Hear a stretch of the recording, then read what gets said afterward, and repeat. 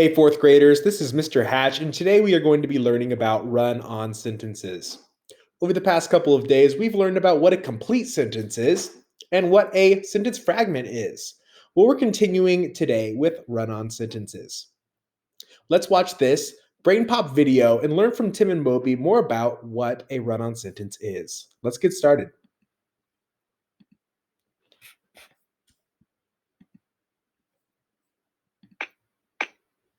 Get ready.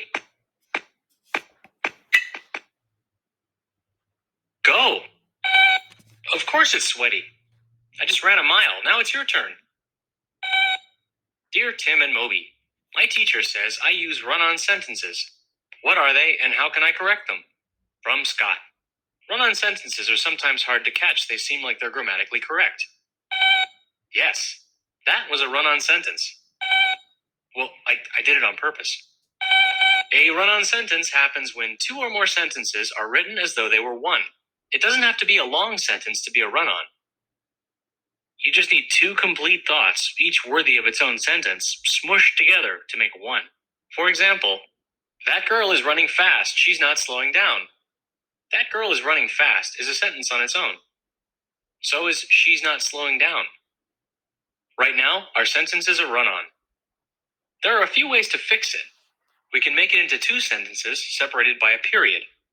That girl is running fast. She's not slowing down. We can separate the sentences with a semicolon instead of a comma. That girl is running fast. She's not slowing down. Or we can keep the comma and insert a conjunction after it. That girl is running fast and she's not slowing down. So, whenever you see two sentences that are separated only by a comma, have no punctuation between them, or are missing a comma before the coordinating conjunction, you've got a run-on sentence that needs fixing. See, run-on sentences may be a little hard to catch, but they're easy to fix. Just remember that when you're writing, it doesn't matter how long your sentences are, just so long as they're clear and easy to understand. Yoink! Hey, she got your baton. Well, that was a run-on sentence if I ever heard one. All right, thanks, Tim and Moby. All right, guys, let's go ahead and talk a little bit more about run-on sentences. So in the video, they talked about 3 different ways to fix a run-on sentence. Now remember, a run-on sentence is 2 separate sentences that are not separate. They are combined. So we have 2 different ideas with a subject and a predicate that are combined. So let's take a look at an example. I went to the grocery store.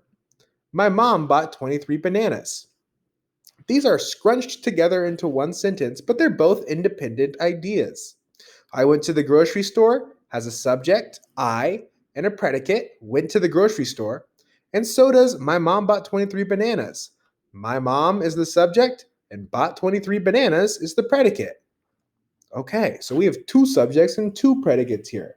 So we have to do something to solve this run-on sentence. Well, there's a couple ways we can do this. In the video, they said we could split the run-on into 2 separate sentences. So we could say, I went to the grocery store, period. My mom bought 23 bananas. We could just separate them. We could also separate the sentences with a semicolon. I went to the grocery store, insert a semicolon. My mom bought 23 bananas. Finally, we can insert a conjunction. I went to the grocery store and my mom bought 23 bananas. Those are the 3 different ways we can fix a run-on sentence. Now, that last way, number 3, said insert a conjunction. Well, that's a pretty academic term. Let's talk about what a conjunction is. Here's a reminder. A conjunction is a word that connects or links phrases, sentences, clauses, or words together. And you can think of these words as words that join phrases and join these different sentences together. Examples of conjunctions are words like but, so, and, then. Those words are conjunctions. They join 2 sentences together. I went to the grocery store and my mom bought 23 bananas. This conjunction is linking these 2 sentences together into one. Okay, let's take a look at a couple examples. This sentence says, I really wanted to go home. Grandma said we have to go to the post office. If we read that out loud, it doesn't really sound right. So let's go ahead and take a look here to see if it actually is a run-on sentence or if it's just we're sounding a little off. I really wanted to go home. I is the subject. Really wanted to go home would be the predicate. That's a complete sentence. Grandma said we have to go to the post office. Well, grandma is the subject. Said we have to go to the post office is the predicate. This is a run-on sentence. We have two complete sentences here with a comma in between. Okay, well, we need to fix this. We could say, I really wanted to go home. We could add a period, and now we have two separate sentences. Or we could keep that comma and write but. We could include a conjunction. I really wanted to go home, but grandma said we have to go to the post office. Darn it, grandma. Okay, finally, you also could include a semicolon. Let's take a look at one more example. My dog is old. He doesn't run or swim anymore. Okay, let's see if we have a run on here. My dog is old. My dog would be the subject. Is old would be the predicate. Okay, that's a complete sentence. He doesn't run or swim anymore. He is the subject. Doesn't run or swim anymore is the predicate. We do have two sentences here smashed into one, so we have a run on. So my dog is old. We could just add a period there and then capitalize he. And then we would have my dog is old. He doesn't run or swim anymore. Okay, that would fix it. We could also say my dog is old and he doesn't run or swim anymore. Finally, we could also just add a semicolon. My dog is old. He doesn't run or swim anymore.